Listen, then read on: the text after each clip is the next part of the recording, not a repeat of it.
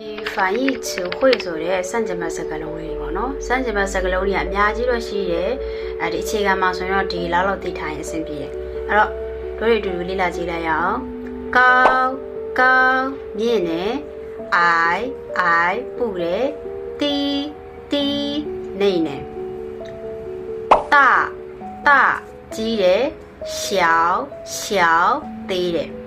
大小ဆိုရင်အကြီးအသေးဖြစ်သွားတယ်长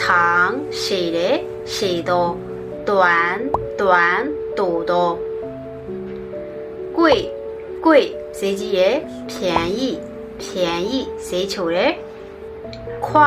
快မြန်ဆန်တယ်မြန်ဆန်တော့慢နှေးကွေးတော့နှေးကွေးတယ်နှေးတယ်ဆိုတဲ့အဓိပ္ပာယ်ပေါ့နော်重လေးတယ်ချင်းပေါ့တယ်多များတယ်少နည်းတယ်多少ဘယ်လောက်လဲ好ကောင်းသည်ဆိုတဲ့အဓိပ္ပာယ်坏ဆိုးသည်တနည်းအားဖြင့်ပျက်စီးသည်လို့လည်းသုံးလို့ရတယ်အဓိပ္ပာယ်ပေါ်မူတည်ပြီးတော့ဒီစကားလုံးသုံးတဲ့ဝါကျပေါ်မူတည်ပြီးတော့အဓိပ္ပာယ်ကွဲလွဲမှုတွေရှိပါတယ်ပြီးရင်老အိုတဲ့ဟောင်းနဲ့ညံချင်းငယ်ရွယ်နှုတ်ပြတော့ငယ်ရွယ်နှုတ်ပြတယ်ပေါ့နော်ပြီးရင်开ဖွင့်တယ်关ပိတ်တယ်真အစစ်假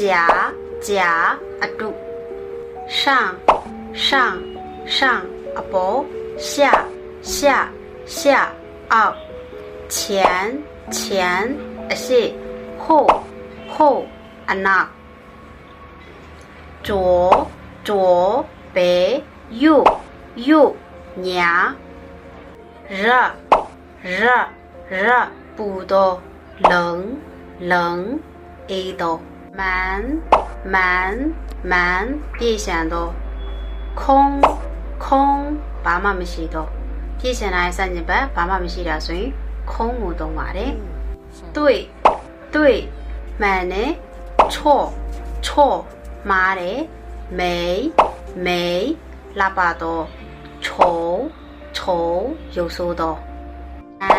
难ခက်ခဲတော့容易လွယ်ကူတော့